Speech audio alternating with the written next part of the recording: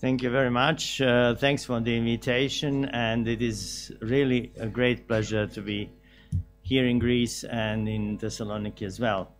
Thank you, Mina, for flattering me a little bit as an expert in the use of pumps in type 2 diabetes. That is based only more or less on a single study, but however, that is my interest and the interest of many others, I'm quite sure, that were involved in the use of pumps. This topic has been around for many, even decades, but however, due to many medical and paramedical reasons, that has not been addressed until rather recently, although you will see that some attempts existed even before. So in my talk, I would go first to the new recommendations in the treatment of type 2 diabetes, as everybody is now speaking about that. And in the second part, I will in fact present the use of insulin pumps in type 2 diabetes from different studies, randomized clinical studies and guidelines. And finally, I would present some attempts to go further into the possible mechanisms, at least a step further, explaining why we got these results using insulin pumps in type 2 diabetes. But let's beginning with the first. New recommendations in the, are trying to cover everything. And although our common sense is, our practice, clinical practice shows, and that was one of the prerequisites of doing the studies in with insulin pumps in type 2 diabetes, that a lot of patients treated with insulin and having type 2 diabetes, some studies say even 30% do not reach the HB1 targets, and you have a limited space in order to find what would be the optimal tool, if not using, let's say, the insulin pump. So there is a need for improvement of the treatment after using all these miracles that insulin treatment out of insulin pumps has brought in. So there is a need, apparently. On the other hand, when you look at the guidelines, this complicated scheme that gives a lot of opportunities, you will, I think, can anybody of you and us see insulin pump in these recommendations? Definitely not. Insulin pumps are absent in the recommendations of even the latest ones. Although when I spoke at one of the meetings, some of the authors said that maybe here at the bottom of the recommendations, you can see that they are tackling with some type of basal bolus regimen that would fit the patient, which might theoretically include the use of insulin pumps. But anyway, it is not explicit, and the use of pumps in type 2 diabetes are definitely not in guidelines, despite all the need that I tried to explain. Well, however, this idea was attractive to many of the groups and the researchers in the field of insulin pump, and from the beginning there were a number of open-label studies evaluating the use of CSII in type 2, and you can see that at the very beginning that many of the results were significant, although they started maybe from the failure of the use of oral agents, combination of oral agents plus insulin and so on. So this was not structured, and they were not randomized. After all, they just, besides improving HbA1c, they contributed significantly to the increase of weight. So in this context, they were regarded as unsuccessful, or at least not applicable to the real practice, to the everyday practice. A surprise came from the studies with CSII in newly diagnosed type 2 diabetic patients, a small one from Turkey, and then a number from China, including the biggest one that has shown that if you apply insulin pump in patients at the end of type 2 diabetes, that you can induce something which is called clinical remission of type 2 diabetes, the absence of the treatment for even a year or more. Evidently, a quick removal of hyperglycemia had an effect, and this was another area saying that type 2 diabetes is not that specific and that much different from type 1, that it cannot be a candidate for the use of this type of therapeutic approach. Finally, the overall conditions came in that one can organize randomized clinical studies, and randomized clinical studies, as you can see at the very beginning, brought in the disappointment, because the three of them were non-significant. In other words, there was no difference between CSII and MDI. So there was an idea that there is no use on insisting of the use of pumps in type 2 diabetes. Later on, there were some that were significant. Then again, those ones who were not significant, you can see, as you can see in this table. And finally, it appears to be that we really needed a structured one, which would at least show us at what stage we are. And that study came in, and you're completely aware of it, I'm quite sure. That is the OpT2mise trial that compared multiple daily injections for treatment of type 2 diabetes with the use of insulin pumps. And we were privileged to be a part of this study, which gathered 36 centers and more than 500 patients in the pump arm. So the objective of the study was to compare efficacy and safety of the pump use in these settings, and the design was that it was 6 months randomized controlled clinical trial with 500 adults entered the run-in study phase. We evaluated HbA1c, and of course among the groups or subgroups, glycemic variability, severe hypos, insulin dosage, and lipid and other parameters. The main result of the study, as you know, is this one, and it was for the first time that in a randomized clinical study of that format, it was proved that HbA1c was significantly decreased in the group on insulin pump in comparison to MDI. Somebody would say that this is not the HbA1c in target, but however, even the patients that were submitted to pumps were not stratified in accordance to their optimal HbA1c target. In other words, we have a significant difference here. And if we go deeply into the some results of the groups and subgroups of OpT2mise, we can see that the area of glucose levels within 24 hours was lower. The area and especially the time spent in hyperglycemia was significantly lower in the patients with insulin pump. Also, there was an improvement in postprandial, post-meal period glucose data, and to the surprise, maybe, but in general, knowing type 2 diabetes as a rather stable metabolic environment without too many changes and variations of glucose, the use of insulin pump did not affect in this study glucose variability measured by coefficient of variation and MAGE.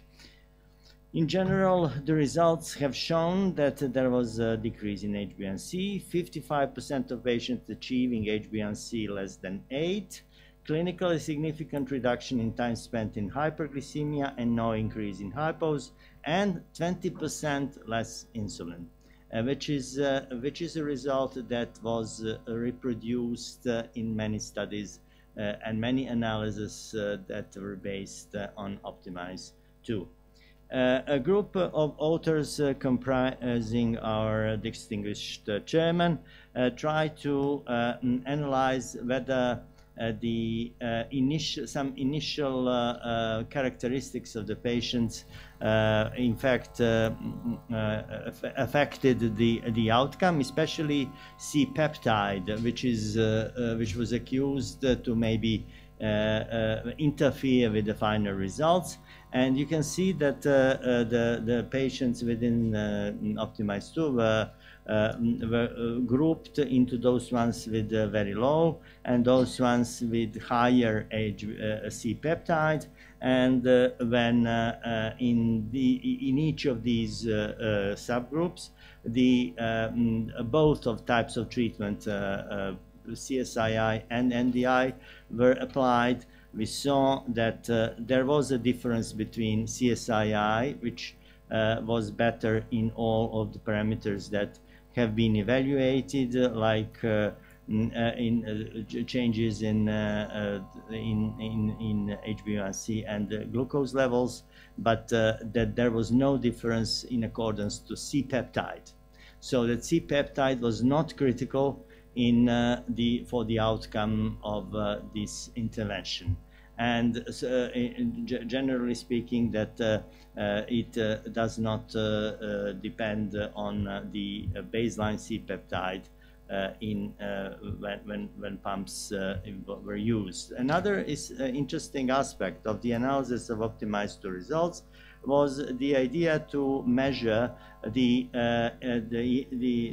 area under the curve, especially of postprandial, but also basal hyperglycemia in type 2 diabetes patients, and to compare MDI and CSII. And you can see that this blue columns comprising NDI, meaning MDI, and the other orange, is it orange, I think? Columns comprise meaning CSII. When you compare them, you can see that in each of the categories, the orange one was lower, saying that CSII induced the lower area under the curve of hyperglycemia. In other words, the improvement of hyperglycemia.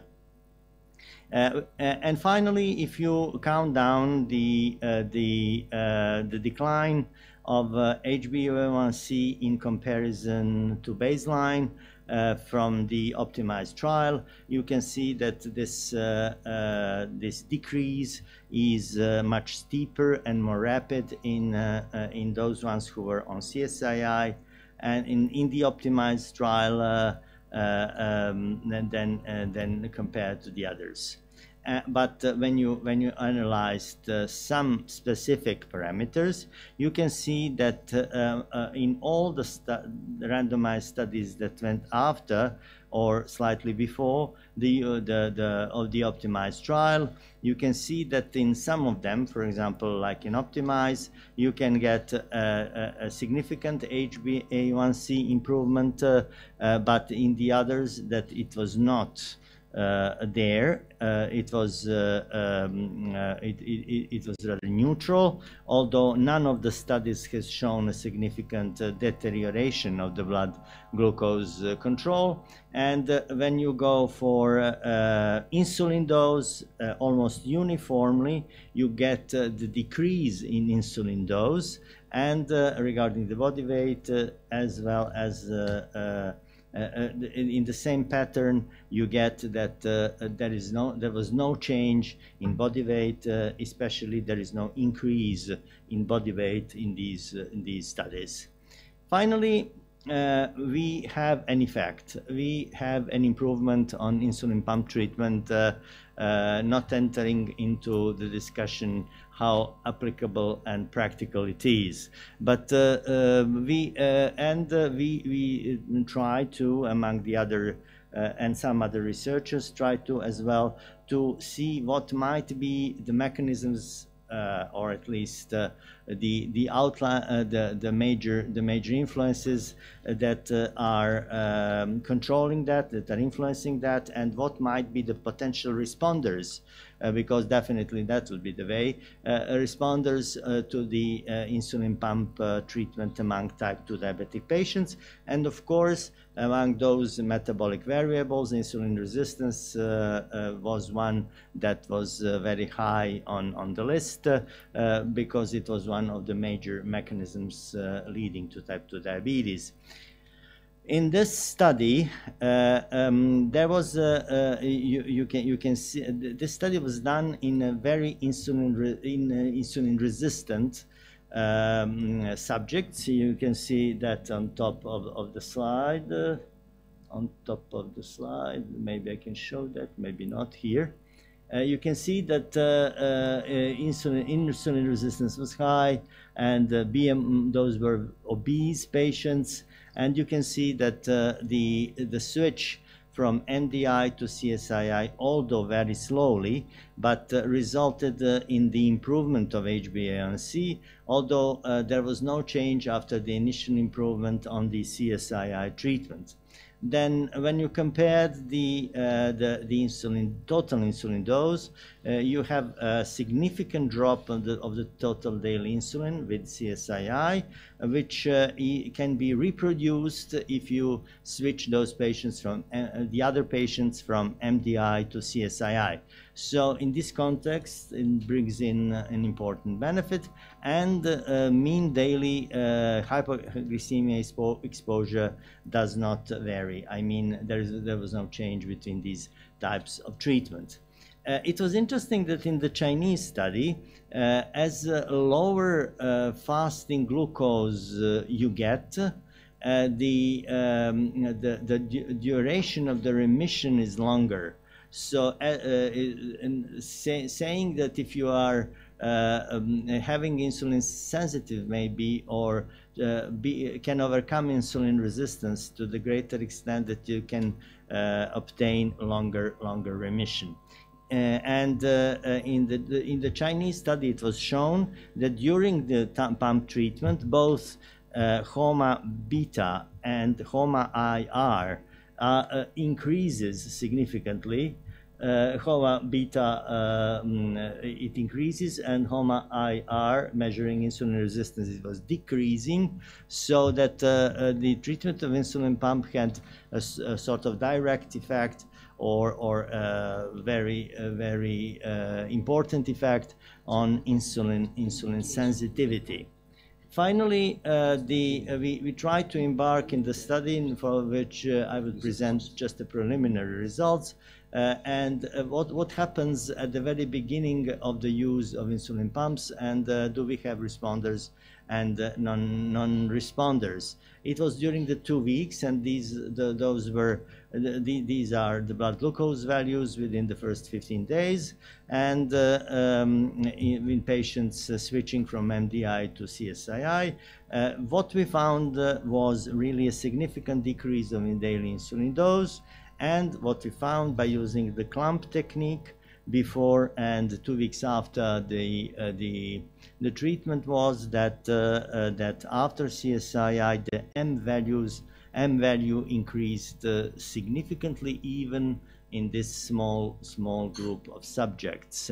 Maybe this was a sort of signal that the pump treatment can be modifying insulin resistance, and that might be an area of its use. Finally, I would like to end up with these conclusions that during the progression of type 2 diabetes, MDI might be required to achieve glycemic target, but however, because of the barriers associated with this approach, many people with type 2 diabetes do not reach their therapeutic targets.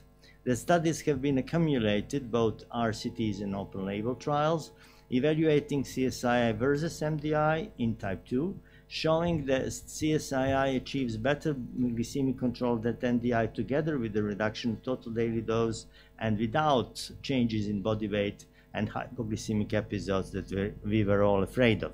The favorable effect of CSII was not dependent on residual C-peptide levels. In other words, can be applied in a rather wide range of type 2 diabetic patients, and recent studies have suggested that CSII might be beneficial in highly insulin-resistant type 2s. Thank you very much.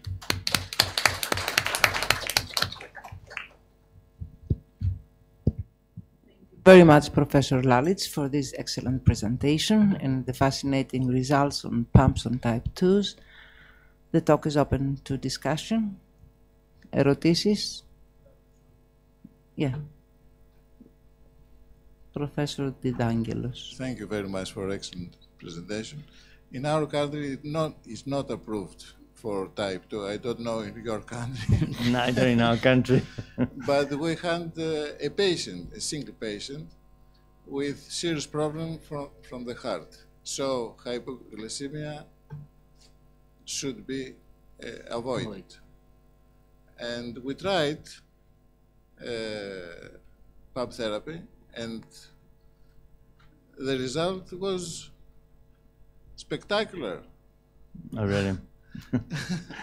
Not hypoglycemia at all. Maybe tomorrow you will present the result and you'll see for all the audience the result of the pump therapy in that patient. Yes. I don't know your experience. We did not dare to use. I mean, we were afraid maybe that hypos would appear irrespectively, but I think our experience is that it is more difficult to induce hypoglycemia in type 2s than in general, which is expected. But we don't have the experience regarding cardiovascular patients and the pump. If there's no other questions from the audience yet, so I would like to raise an interesting question for you, Professor Lalic. You know, you did such a great work, and the advantage of using pumps for type 2 is mostly in those who are failing MDI. So you have the OpT2mise study, you have the meta-analysis from Professor Pickup, and we also have a Dutch study that really followed the same protocol and received even better results, because they were also skeptic, but they did the same and got even a better result, and they're going to provide it in the literature. The question is, so why is it not accepted in all the guidelines, and is there missing any more clinical data, or is just the mind of the physicians or those who take care of those patients with type 2 diabetes?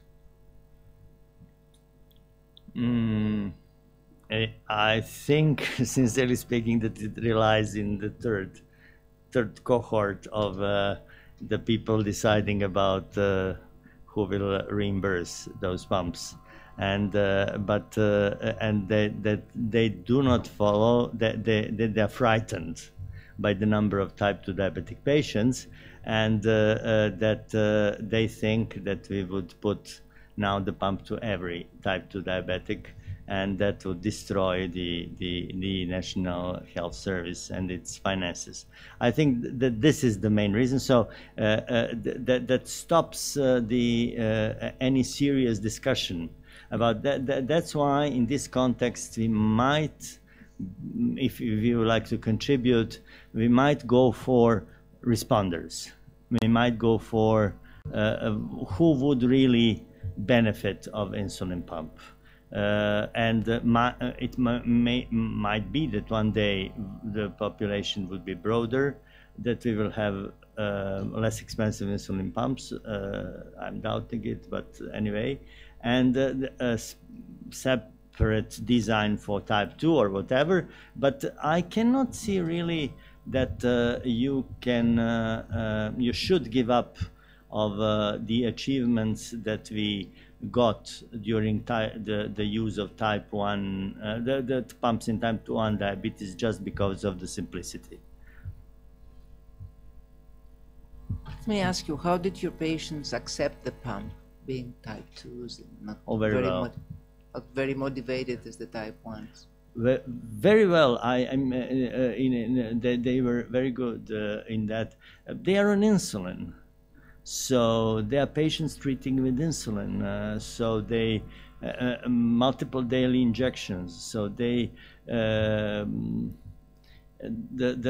fact that they are type 2 does not reflect too much on their daily life. I mean, they are receiving insulin as type 1s, although maybe not with such huge problems with hypos, with other stories, but on the other hand, they have the problems of hyperglycemia, which we try to struggle with, and they are never satisfied, we are never satisfied, and so on. And what level of education did they have?